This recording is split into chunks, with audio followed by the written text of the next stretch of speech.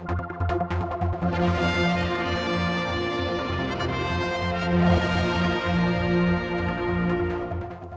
here with Dr. Alex Allinson from the Department of Enterprise.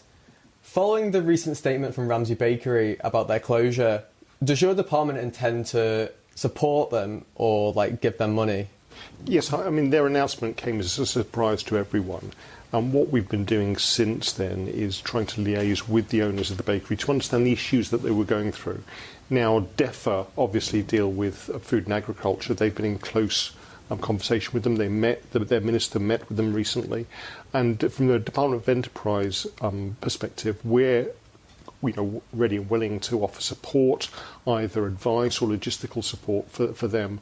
But more broadly than that, looking at the entire bakery sector on the Isle of Man, if they do close, and obviously they've said that they will be closing at the end of the month, how we can help some of the other bakeries perhaps step up their game to increase their production, or in fact how we can enable a new bakery to start up on the Isle of Man.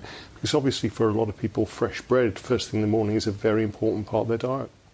See, for even though they are closing, are you not concerned for the flour mill and what's going to happen to them, considering Ramsey Bakery is their biggest client? Yeah, absolutely. I mean, I'm concerned about the staff involved as well, because I understand they employ well over 70 staff, in the north. What we've been doing is working quite closely with Treasuries. They can get some advice, so that they can get some help in terms of securing other jobs. But wider than that, as you say, we do have quite a circular economy on the Isle of Man. So there are knock-on effects for them in terms of people who use their bread, sandwich shops, schools, hospitals on the island, but also those who feed into the supply chain, and that includes the drivers that deliver the bread and also the farmers and the mill as well. So part of the government is to try to look at the much wider picture and make sure we offer as much support as possible to minimise the economic impact this might have right across our community. See, given the increase in gas prices this year, do you reckon maybe that was a factor into the closure of Ramsey Bakery? And how do you plan on assisting local businesses which are struggling with that increase? When the DEFRA Minister met with the owners, there were a whole series of factors that were affecting the bakery. As you said, fuel prices, whether that be the diesel for delivering the bread or the gas for manufacturing it with the ovens was one. But also they've been struggling in terms of recruiting and retaining staff. And one of the things the Department for Enterprise is very aware of in our close relationship with all the business sectors is that we do have staff shortages right across the island. So one of the things we're doing is helping firms allow people to relocate to the island if they need to import staff, but also work in terms of the skills people need to take up some of those jobs. And that's an ongoing process at the moment to support the entire business sector on our island. See, what is being done to try and encourage new businesses to come to the island, though, and what are you planning on offering to people leaving school like me? Okay. I mean, there are two aspects there. In terms of new businesses coming to the island, we offer a whole range of relocation grants for them. We also offer financial and logistical support to help them set up. But you touched on a very important subject, which is we have lots of people on the Isle of Man at the moment who would really benefit from those skills, that training, that ability to actually take up some of those jobs, earn a better standard of living.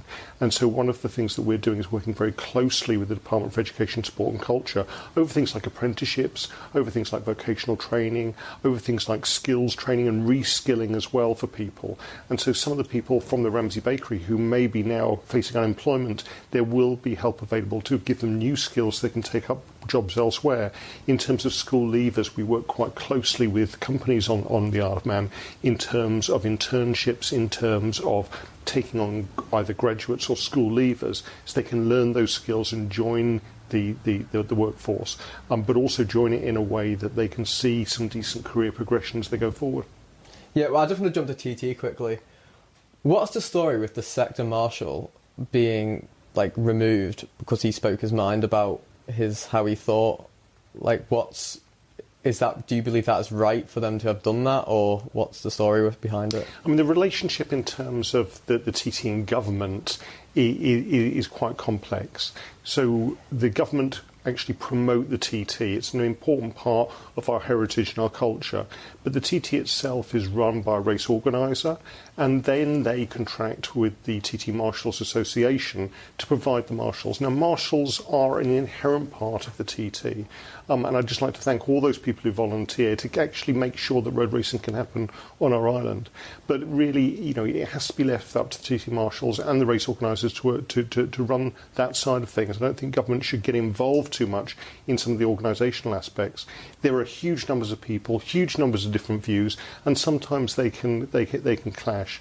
But really, the most important part from a government perspective is to make sure we can get road racing back to our island after 2 years where it's been absent. But over those 2 years, there's been a huge amount of work done with the TT Marshals Association in terms of the safety management system and actually bringing the TT back even better than it was in 2019 when it was last run. Yeah, but see, do you think it was right that he was removed for speaking his mind, though? No, as I said, it's not government's point. It's not the government's job to say who was right and who was wrong. We work with a large number of people on the Isle of Man to actually make the TT a success. Now, there have been disagreements. There will always be disagreements when you get lots of volunteers working for something so important.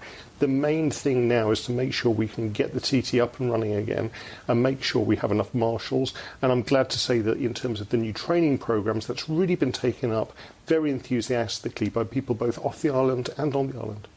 See, do you believe not having the fair over this year will impact the current economy on the island? Because surely that brings over a lot of money goes towards them. Are you not concerned that will them not being here will put a stop to that? I mean, we had to make the difficult decision this year not to contract to bring the fun fair over. And there's been a lot of talk in the media about the economic impact of that. Actually, I'm quite interested in looking at that because as far as I know, we don't know how much money the fun fair makes and how much they spend locally. And perhaps we should look into that in a lot more detail. At the end of the day, we're facing an economic climate where people don't have a lot of money in their pocket.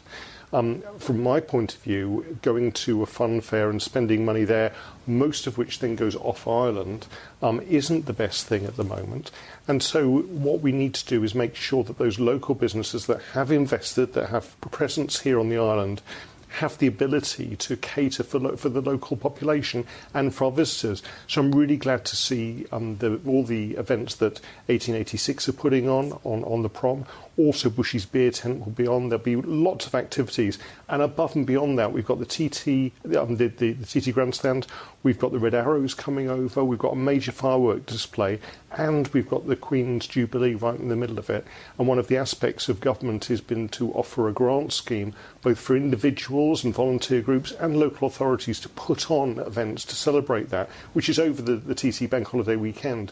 So there'll be lots and lots of things going on at the moment that local people can take part with. A lot of them will be free as well, so those people who are worried about making ends meet can actually enjoy the TT to its most without going into debt.